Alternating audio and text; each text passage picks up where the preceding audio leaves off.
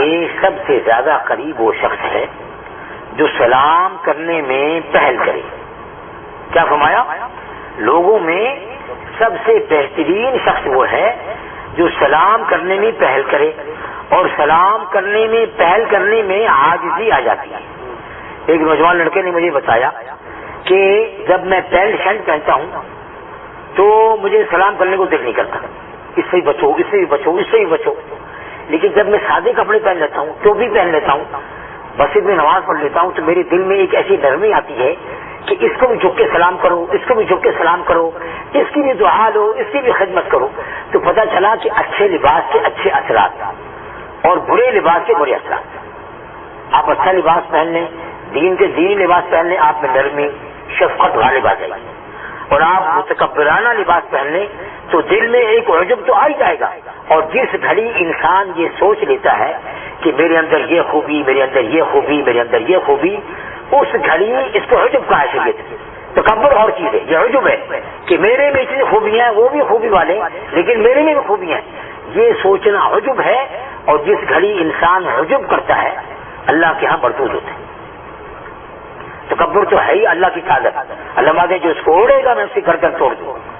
رجوع کرنے والے کو اللہ عز و جل ضرور سزا دیتے ہیں اور اس کو کبھی معاف نہیں کرتے. اس کی دنیا میں بھی سزا اور آخرت میں بھی سزا تکبر کی. اب تکبر کیا ہے کہ میں سب سے اچھا، باقی سب برے. اور ایک تکبر تو آپ سب نے فرمایا کہ یہ ہے. اور دوسرا تکبر یہ ہے کہ کسی بری بات پہ اڑ جانا، اس کے صحیح ہونے کی دلیلیں بھی آ گئی ہیں پھر بھی نہ ماننا، یہ بھی تکبر ہے جو کفار کرتے ہیں. اس کی سزا بھی جہنم ہے اور رسوائی ہے.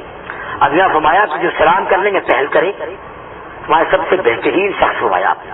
اور فرمایا اگر باہم لڑائی ہو جائے، باہم ایک دوسرے کی لڑائی ہو جائے تو حضور نبی کریم صلی اللہ علیہ وسلم فرمایا کہ اس لڑائی کو 3 دن سے پہلے ختم کر دینا چاہیے، دل صاف کر دینا چاہیے. ہمارا کابل فرماتے ہیں دل کو شیشے کی طرح صاف رکھو تو آپ کو تعلق محلہ مل جائے گا. اور یہ ہو نہیں سکتا کہ آپ کے دل میں بغض ہو اور آپ کو تعلق محلہ مل جائے، ناممکن. جب تک دل کو صاف نہیں کریں گے تعلق محلہ سے آپ سرفراز نہیں ہو سکتے. اور فرمایا جب باہم لڑائی ہو جائے تو جو سلام کرنے میں پہل کرے، صلح میں پہل کرے، میں اس کی عزت کی گارنٹی میں دیتا ہوں. اور فرمایا جنت میں داخلے کا پروانہ بھی اس کو میں دوں گا. کتنا بڑا صحابہ ہے. اور فرمایا کہ اے ابو بکر صدیق رضی اللہ تعالیٰ، اگر تمہاری لڑائی ہو جائے تو تم صلح کے لیے اپنے دروازے کھول دو. کیا فرمایا؟ صلح کے لیے اپنے دروازے کھول دینا اور یہ اعلان کر دینا بھائی میرا دل صاف ہے، جس وقت چاہے آ کے صلح کرنا. تو اتنا کہنے پہ اللہ تمہاری روزی کو بڑھا دیں گے. آپ نصیحت کریں ابو بکر صاحب، نصیحت ہمارے کہ میں تمہیں نصیحت کرتا ہوں جب کبھی کہیں لڑائی ہو جائے تو صلح میں پہل کرنا، اگر وہ نہ آئے تو اپنے دروازے کو کشادہ کر دینا. بھائی میرا دروازہ کھلا ہوا ہے، میرا فلاں بھائی، میرا فلاں بہن، میرا فلاں دوست جس وقت چاہے آ جائے میں دل سے اس کو لگا لوں گا، میرا دل صاف ہے. ہمارے اکابر فرماتے ہیں بیماریوں میں سب سے بری بیماری دل کی بیماری. جس کو ہو جائے بیچارہ وہ اپاہج ہو جاتا ہے، چلے گا سانس چڑھ جائے گا، کھانا زیادہ کھا لے گا پیٹ پھول جائے گا، 100 قسم کی اس بیچارے کو آج اس کو معذوریاں لگ جاتی ہیں. فرمایا بیماریوں میں سب سے بری بیماری دل کی بیماری، اور دل کی بیماریوں میں سب سے بری بیماری کسی کی دل آ جائے. کان کھول کے بات سننے والی اور دل میں اتارنے والی بات. سب سے بری بیماری دل کے امراض میں، دل کے امراض ہیں نا وہ حسد، کینہ، یہ دل میں بیٹھ جاتے ہیں. اور سب سے زیادہ کینہ کتابوں میں آیا جانوروں کے پاس ہے. اور وہ کون سا جانور ہے؟ اونٹ، جس کو سب سے زیادہ کینہ 1 سال بعد انتقام لیتا ہے. مالک نے مارا، اب اس میں ذہن میں بٹھایا ہوا ہے کینہ، بٹھایا ہوا دل میں. جب وہ اپنے مالک کو نہتا پاتا ہے بغیر سوٹی کے ایسے پڑا ہوا ہے، اس کو چک مار کے مار دیتا ہے. سب سے زیادہ کینہ اونٹ کے اندر ہے. تو بھئی یہ تو بیماری جانوروں کی ہے. یہ دل میں رکھنی نہیں چاہیے. اگر منہ ماری ہو جائے, کسی سے بات چیت ہو جائے الٹی سیدھی, دل کو صاف کر لو. ایک صحابی مسجد نبی میں تشریف لاتے تھے تو ان کے وضو کا پانی ٹپک رہا ہوتا تھا, دوسرے ان کے ہاتھ میں ہوتے تھے, اور آتے نماز فرض پڑھتے چلے جاتے. آپ آتے دیکھو جنتی آ گیا, یہ جنتی چلا گیا.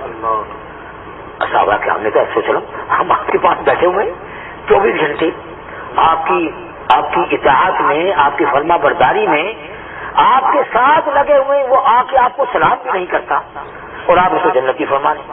آخر کیا عمل ہے اس کے پاس؟ تو ایک صحابی نے میرے دل میں نیت کی, میں ان کے پاس رات رہوں گا اور یہ راز معلوم کروں گا کہ یہ کیا راز ہے کہ آپ نے جنتی کیوں فرما دیا.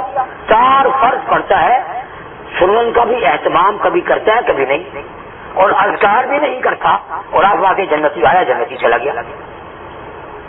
وہ گھر ٹھہرے, 3 دن کا انہیں قیام کی اجازت لی, ان کا بٹھا بسم اللہ. تو وہ سارا دن ساری رات دیکھتے رہے کہ کیا عمل ہے, کوئی عمل نہیں. ان کی طرح کھانا پینا سونا جاگنا, تہجد پڑھی 1-2 دن, 1 دن نہیں پڑھی, لیکن رات کو جب آواز بلند کرتے تھے تو لا الہ الا اللہ محمد الرسول اللہ کی آواز نکلتی تھی ان کی نیند میں. یہ عمل ایک ایکسٹرا دکھا, اس کے علاوہ کوئی عمل نہیں. تیسرے دن اجازت مانگی کہ میں جانا چاہتا ہوں, مگر میں جس آپ کے لیے آیا تھا, جس کام کے لیے, وہ میرا کام تو ہوا نہیں. اور ابھی کس کام کے لیے آئے تھے؟ کہ جی میں اس کام کے لیے آیا تھا کہ آپ کے متعلق رسول اللہ صلی اللہ علیہ وسلم نے فرمایا کہ یہ جنتی ہے, تو کیا عمل ہے آپ کے پاس کہ آپ جنتی میں ہمیں بتا دیں. تو انہوں نے کہا میرا اور تو کوئی عمل نہیں ہے, رات سونے سے پہلے میں 2 منٹ اپنے تمام اعمال اسکین کرتا ہوں, کمپیوٹر کی جیسے ہم اسکرین پہ نا اسکین کرتا ہوں اپنے ذہن میں, آج میں نے صبح سے شام تک کیا برائی کی, استغفار کروں, کیا بھلائی کی, شکر کر لو, کیا نیک کام ہو گیا, شکر کر لو, اور کس کس سے میری منہ ماری ہوئی ان کو معاف کر دو. میں اپنے دشمن اور سجن کو رات کو معاف کر کے سوتا ہوں کہ اے اللہ میرا دل صاف ہے شیشے کی طرح, اور تو ان کو معاف کر دینا. اچھا اب یہ تو بات ہو گئی, یہ عمل تھا ان کا جس کے اللہ نے ان کو اتنا بڑا مقام دیا, اور جبرائیل نے بتایا کہ یہ جو شخص ہے یہ جنتی. آپ نے ایسا نہیں کہا, جبرائیل السلام بتاتے تھے تو آپ کہتے تھے. ہاں, اس کی اذکار پہ نہیں کہا, اس کی نماز میں آنا اور جلدی چلے جانے کو بھی آپ نے اس کو کہا کہ یہ تو آتا اور چلے جاتا ہے, تو اس کے لیے نہیں پوچھا. لیکن یہ اندر کی بات تھی اس کی کہ دل کو صاف کر کے سوئے. اور ہمارے حضور نبی کریم صلی اللہ علیہ وسلم ہم پر ایک اور احسان فرمایا, الغیبۃ اشد من الزنا, حدیث پاک میں ہے. اور اللہ نے قرآن میں کیا کہا, وَلَحْمَ أَخِي مَيْتًا, مرے ہوئے بھائی کا گوشت کھانے کے مترادف ہے کسی کی غیبت. میں اپنے دشمن اور سجن کو رات کو معاف کر کے سوتا ہوں کہ اے اللہ میرا دل صاف ہے شیشے کی طرح, اور تو ان کو معاف کر دینا. اچھا اب یہ تو بات ہو گئی, یہ عمل تھا ان کا جس کے اللہ نے ان کو اتنا بڑا مقام دیا, اور جبرائیل نے بتایا کہ یہ جو شخص ہے یہ جنتی. آپ نے ایسا نہیں کہا, جبرائیل السلام بتاتے تھے تو آپ کہتے تھے. ہاں, اس کی اذکار پہ نہیں کہا, اس کی نماز میں آنا اور جلدی چلے جانے کو بھی آپ نے اس کو کہا کہ یہ تو آتا ہے اور چلے جاتا ہے, تو اس کے لیے نہیں پوچھا. لیکن یہ اندر کی بات تھی اس کی کہ دل کو صاف کر کے سوئے. اور ہمارے حضور نبی کریم صلی اللہ علیہ وسلم ہم پر ایک اور احسان فرمایا, الغیبۃ اشد من الزنا, حدیث پاک میں ہے. اور اللہ نے قرآن میں کیا کہا, وَلَحْمَ أَخِي مَيْتًا, مرے ہوئے بھائی کا گوشت کھانے کے مترادف ہے کسی کی غیبت کرنا. جیسے کہ ایک بڑھیا کو آپ نے قے کروائی, وہ غیبت کرتی تھی, اس کو روزہ لگ رہا تھا, وعلیکم السلام رحمۃ اللہ, تو آپ نے قے کروائی, قے میں گوشت نکلا, تو اس بڑھیا نے کہا میں نے تو گوشت کھایا نہیں, وہ کئی دن ہو گئے, وہاں صبح تو نے روزہ رکھ کے غیبت کی تھی, وہ اپنے سگے بھائی کا گوشت کھانے کے برابر ہے. وہ گوشت ہے تمہارے بھائی کا جو مرا ہوا ہے, گویا تم نے اس کا گوشت کھایا. اب دیکھیں, یعنی کسی کی غیبت کرنا, مردہ بھائی کا گوشت کھانا, الغیبۃ اشد من الزنا. اب اس کی تفصیل میں ہمارا قابل فرماتے ہیں کہ سگی ماں سے زنا کرنا بھی کم ہے, غیبت اس سے بھی زیادہ. کیوں کہ اگر وہ زنا کرے گا تو زنا کے بعد ایک ندامت آتی ہے انسان میں, شرمندگی آتی ہے, وہ توبہ کر لیتا ہے. لیکن یہ غیبت ایسا عمل ہے کہ اس میں توبہ نہیں کرتا ہے, بیت اللہ کے زیر سایہ ہو رہی ہے. بیت اللہ شریف کے اندر بیٹھ کے ہو رہی ہے، مسجد حرام کے اندر بیٹھ کے ہو رہی ہے. اس لیے یہ بہت برا عمل ہے. اب اس کے لیے ہمارے نبی کریم صلی اللہ علیہ وسلم نے بڑی پیاری بات بتائی. فرمایا اگر تم سے غیبت ہو جائے تو وہ غیبت معاف نہیں ہوگی توبہ سے بھی، جب تک کہ تم جس کی غیبت کی ہے اسے معافی نہ مانگ لو. اب ہمارے اکابر نے اس میں 2 باتیں بتائی. ایک حدیث کے روح سے یہ ہے کہ اگر تم معافی نہیں مانگنا چاہتے تو اس کے لیے دعائیں مغفرت کرو. وہ کس طرح؟ اللہم اغفر لنا ولہم، اللہم اغفر لنا ولہم، اے اللہ اس کی مغفرت کر دو اور میری مغفرت کر دو. تو لہٰذا دنیا میں مغفرت کا ہو جانا یہ بہت بڑا عمل ہے، تو اس کی سمجھو غیبت معاف ہو گئی. تو اگر آپ نے ڈائریکٹ معافی مانگنی ہو تو شریعت نے اس کا پردہ رکھا ہے. آپ گلے ملیں اور کہہ دیں کہ بھائی کہا سنا معاف کر دیں، کہا سنا. اگر میں نے کہا آپ تک بات پہنچی، آپ نے سنا، دونوں معاف کر دیں. تو یہ ایک بڑی اچھی بات وہ ہے کہ اس میں پردہ بھی رہ جائے گا، اور یہ نہیں بتانا تیری میں نے یہ غیبت کی، میں نے یہ غیبت کی، اس سے اس کو اور غصہ چڑھے گا. وہ باپ تو کیا کرے گا اور غصہ ہو جائے گا. تو شریعت نے پردہ رکھا ہے کہ آپ اس کو گلے ملیں اور کہیں کہ بھائی کہا سنا معاف کر دو، کہا سنا معاف کر دو. اب یہ 2 طریقے ہیں غیبت کی معاف کرنے کے، یا تو اس طرح کرا لیں یا اس کو یہ دعائیں مغفرت کر دیں اللہم اغفر لنا ولہم، ورنہ غیبت معاف نہیں ہوگی. یہ توبہ سے بھی معاف نہیں ہوگی. یہ بھی ایک آپ نے کسی کی آبرو ریزی کی ہے، اور یہ بھی آبرو ریزی ہے. کسی کو آپ نے ذلیل کی اپنی زبان سے اور اس کی آبرو ریزی کی آپ نے، جب تک آپ معافی نہیں مانگیں گے معاف نہیں ہوگی. اس کی 2 طریقے جو ہے پردے والے، ایک دعا کر دیں، ایک اس کے گلے ملے اور کہہ دیں کہا سنا معاف کر دیں.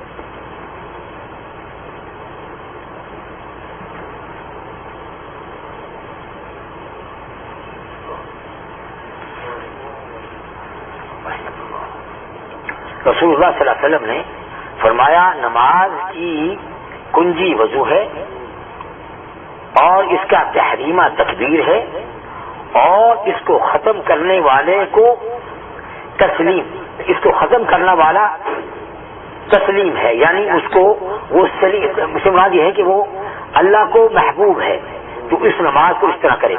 اب ہمارے اکابر فرماتے ہیں، ترمذی نے اس کو بیان کیا، ہمارے اکابر فرماتے ہیں کہ جب آدمی وضو کرے، نماز کی کنجی وضو ہے، تو اب وضو میں آدمی اگر ایک دعا کر لے تو اس کی وضو بھی کامل ہو جائے گا اور نماز بھی کامل ہو جائے گی. ہمارا وہ کیا؟ اللہم انی اسألوک تمام الوضو و تمام الصلاۃ و تمام عافیتک و تمام مغفرتک و تمام رضوانک. جب آپ اس دعا کو وضو میں پڑھ لیں گے تو آپ کو وضو بھی کامل مل جائے گا اور نماز بھی کامل، جو اللہ چاہتے ہیں وہ نماز ملے گی. حضرت صاحب نے فرمایا کہ اگر کسی کو نماز میں خیالات زیادہ آئیں تو اس کا بڑا عجیب ترین نسخہ بتایا. وہ نماز سے پہلے دعا کر لیں، اے اللہ میری نماز ناقص ہے، لیکن جس طرح کی نماز آپ کو مطلوب ہے وہ میں نہیں پڑھ سکتا، میں عاجز ہوں، مجھے اس نماز کا ڈھنگ سکھا دیں، مجھے اس نماز کی توفیق عنایت فرما دیں. تو ہمارے چند دن آپ عادت بنا لیں، آپ کو وہ نماز خشوع خضوع والی ملے گی جو اللہ کو مطلوب ہے آپ سے. کیا عجیب نسخہ ہے ہمارے قابل نے کہ بھائی 2 منٹ دعا کرنا ہے، اللہ میں تو نماز وہ نہیں پڑھ سکتا جو آپ کو پسند ہے، لیکن جیسی آپ چاہتے ہیں مجھے سکھا دیں، بتلا دیں، کروا دیں، اور مجھے ایسی نماز کی توفیق دے دیں. تو ہمارا کہ ایسی نماز آپ کو ملے گی، آپ کو خیالات بھی نہیں آئیں گے، وساوس بھی نہیں آئیں گے، آپ کا قلب توجہ اللہ سے جڑ جائے گا، اللہ کے دھیان اس کو مل جائے گا، اور خشوع خضوع والی نماز. حسن بصری فرماتے ہیں کہ ایک آدمی 1100 رکعت نماز پڑھتا ہے، 1000 بھی نہیں 1100 رکعت، اور ایک آدمی خشوع خضوع کے ساتھ 2 رکعت پڑھتا ہے. ہمارے دونوں کی نماز برابر ہے. خشوع خضوع کیا ہے؟ خشوع خضوع پہلے بھی یاد کر چکا ہوں میں. خشوع دل کو کہتے ہیں، دل کے اندر اللہ کا تعلق ہو، اللہ کا دھیان ہو. خضوع اعضاء جو ہیں وہ سنت کے مطابق رکھے جائیں، انگلیاں کیسے رکھنی ہیں، نظر کہاں رکھنی ہے، جسم کو ایسے رکھنا، یہ نہیں کہ مردوں کی طرح کبھی یوں ہو رہا ہے، کبھی یوں ہو رہا ہے، کبھی یہاں کھجا رہا ہے، مریض محض ہے. نماز میں فوجیوں کی طرح کھڑے ہو، اچانک ڈیوٹی دے رہے ہیں آپ اللہ کے سامنے، اپنے جسم کو ٹائٹ کریں گے تو خشوع ملے گا. خوشبو ملے گا. آپ جسم بھی ڈھیلا کر دیں گے تو خوشبو کہاں سے ملے گا؟ آرام ملے گا. ٹانگ ایسے پھیلا دیں گے، پیر بھی ایسے پھیلا دیں گے، اس سے خضوع نہیں ملے گا. میں خضوع کے ساتھ 2 رکعت نماز اور بغیر خضوع کے 1100 رکعت نماز دونوں برابر. اللہ ہمیں خضوع والی نماز کی توفیق عطا فرمائے.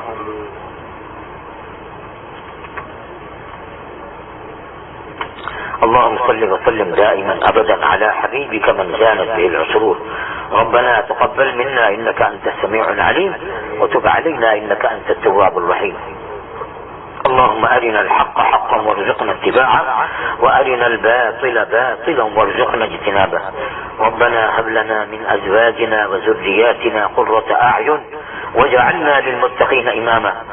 اللهم اني اعوذ بك من كل عمل يخزيني وأعوذ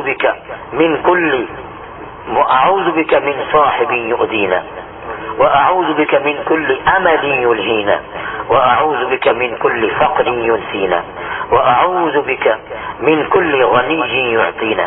سبحان ربك رب العزة عما يصفون وسلام على المرسلين الحمد لله.